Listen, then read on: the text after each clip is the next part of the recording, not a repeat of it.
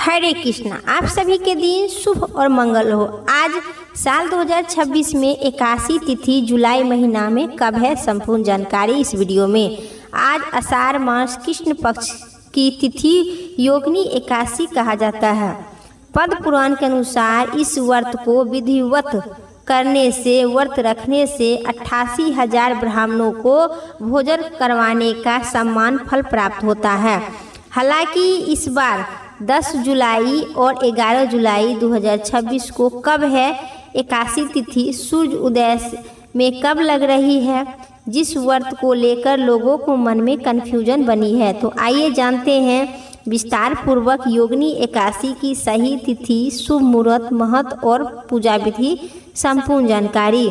पंचांग के अनुसार आषाढ़ मास कृष्ण पक्ष की एकादशी तिथि का आरंभ 10 जुलाई 2026 शुक्रवार के दिन सुबह 8:10 पर होगा। वही अगले दिन यानी 11 जुलाई शनिवार को सुबह 5:23 तक एकादशी तिथि व्यतीत रहेगी। इसके उपरांत द्वादशी तिथि लग जाएगी। शास्त्र के अनुसार दोनों दिन ही सूर्य उदय काल में एकादशी तिथि नहीं लग रही है। 11 जुलाई को सूर्य उदय से पहले ही एकादशी तिथि समाप्त हो रही है और द्वादशी तिथि लग जाएगी। ऐसे में 11 तारीख को एकादशी तिथि का क्षण हो जाएगा यानी नहीं रहेगा। ऐसे में शास्त्र के अनुसार जब दोनों दिन सूर्य काल में एकादशी तिथि विद्वान नहीं रहेगा तो पहले दिन ही एकादशी मानी जाएगी, जिसे इस बार एकादशी तिथि एकादशी योगिनी एकादशी 10 जुलाई 2026 को शुक्रवार को किया जाएगा। एकादशी व्रत का ग्रहण गृह स्थानों लोगों के लिए करना माना गया है। तो योगिनी एकादशी व्रत का पारण का शुभ समय। व्रत का पारण 11 जुलाई 2026 को सुबह 5:49 से 8:39 के बीच करना शुभ होगी।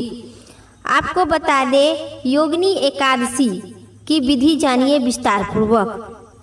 अगर आप एकादशी व्रत करने जा रहे हैं तो इस बात का जरूर ख्याल रखिएगा। नियम 10वीं तिथि से पालन करना चाहिए। एकादशी व्रत करने के लिए 10वीं को तामसिक भोजन नहीं करना चाहिए। 10वीं के दिन सात्विक भोजन ही करें और इस दिन रात के समय मूंग, मसूर, गेहूं, जौ और बैगन का सेवन नहीं करना चाहिए। लहसुन, प्याज भी वर्जित मानी जाती है। आषाढ़ मास कृष्ण पक्ष की एकादशी तिथि व्रतों के सुबह जल्दी उठकर स्नान इत्यादि करना चाहिए। सूर्य उदय से पूर्व स्नान करके साफ सुथरे वस्त्र धारण करना चाहिए। एकादशी को स्नान करने के बाद सबसे पहले व्रत का संकल्प लेना चाहिए और भगवान विष्णु और माता लक्ष्मी की प्रतिमा का मूर्ति का स्थापित करना चाहिए। विधिवत उनका पूजन करना चाहिए। पूजन में आप पीले फूल, वस्त्र और रोली, मोली, अक्षत, धूप, अगरबत्ती, दीप, तुलसी के पत्ते।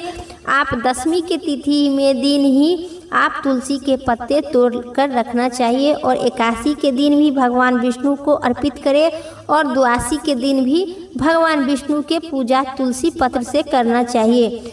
तुलसी पत्र से पूजा करने से भगवान विष्णु बहुत ही प्रसन्न और खुश होते हैं, क्योंकि भगवान विष्णु और माँ लक्ष्मी की दोनों बहुत ही तुलसी पर प्रसन्न होते हैं। पद्म पुराण के अनुसार एकादशी को दान करने का भी खास महत्व माना गया है।